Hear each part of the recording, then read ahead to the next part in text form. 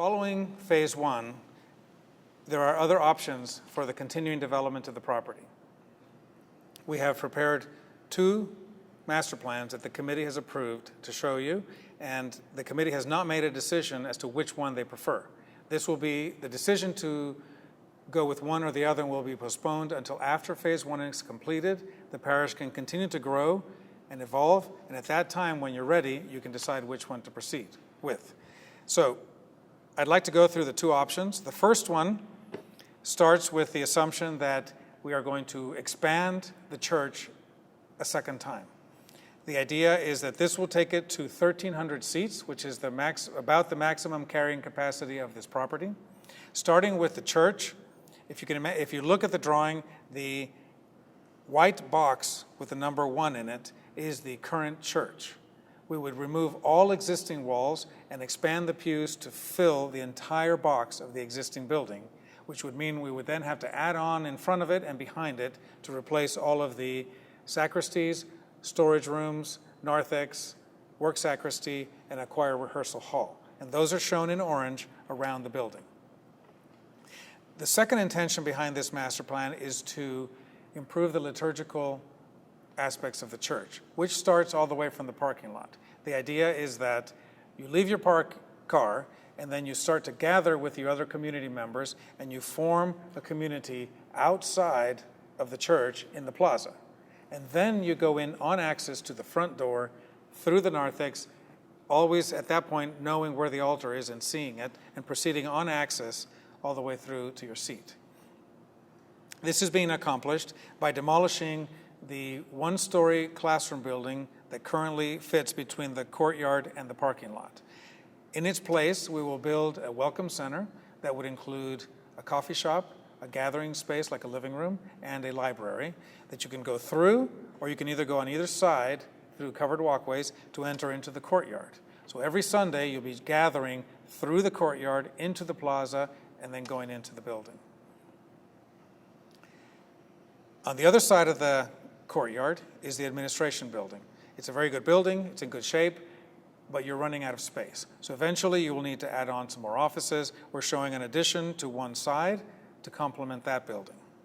That completes the development of the courtyard. The rectory at some point will be renovated. The classroom buildings and Domecq Hall will eventually be renovated as well. You need a renovated kitchen and you need to update the bathrooms. Next to it, you will have already completed the event center, the playground, and the central plant.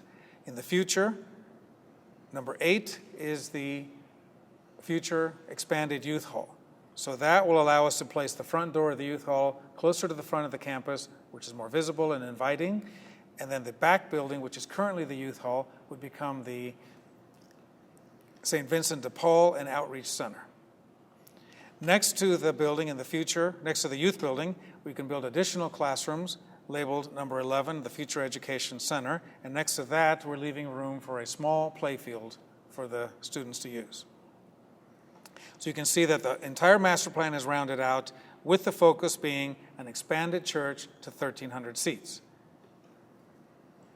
We have prepared a 3D rendering of what this might look like. None of these buildings have been designed because none of this decision has been made, but we wanted to show you the scale of what this might look like. So this, you can see that the renovated church still fronts the courtyard with the new front door. The Welcome Center leads from the parking lot into the garden area, and the rest of the development, the bigger buildings, are on the lower side of the rendering. This is a view from the parking lot looking straight onto the Welcome Center with the existing education building to the left and the existing church to the right, with a new porte cochere built onto it so that you can drop off undercover and then go park in the main parking lot. So that is option 1 to the master plan. We also created an option 2. This option centers around the construction of a new church. So in the center of the campus, you see a brand new church building, and it seats 1,400 seats. It has its own plaza in front of it, so you enter from the parking lot through the plaza, which is flanked by 2 large gardens, into the front door of the church and proceed to your seat. So the back of the church, the apse, is facing the existing courtyard. You might ask, what happens to the old church?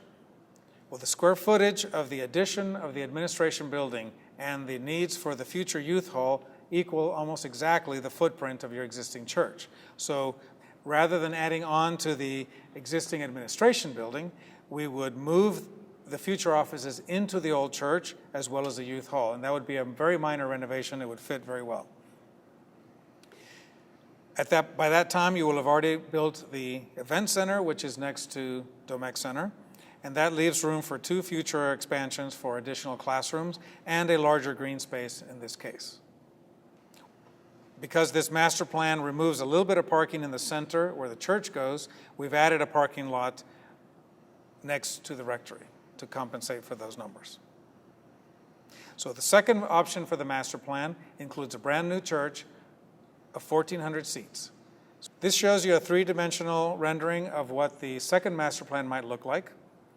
Again, we have not designed this. We have not even talked about what style it might be, but we wanted to show you a placeholder to show you the difference in scale. So a new church here fronting the parking lot with the back on the existing courtyard, and the rest of the development in the lower part of the drawing. And this is a potential view from the parking lot at the new front door of the church. So the differences between the 2 master plans, between cost, timing, new church versus old church, are to be decided in the future when the time comes that you need an additional expansion. The cost difference between the 2 master plans is about $1 million.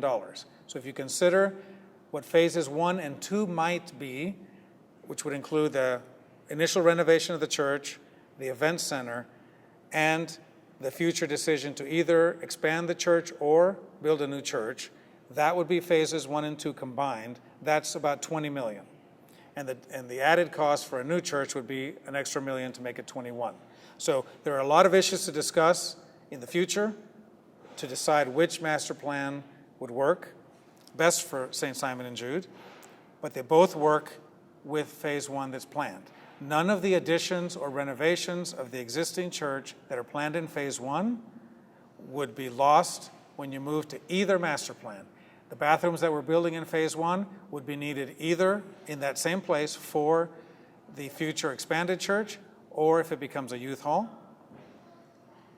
And the new pews that we're putting in phase 1 for the renovation would be used in the 1 master plan. If we expand it, you just add more pews. And if you build a new church, we would just move them and reuse them in the new building. So nothing that we're doing in phase 1 is lost. We can postpone the decision for phase 2.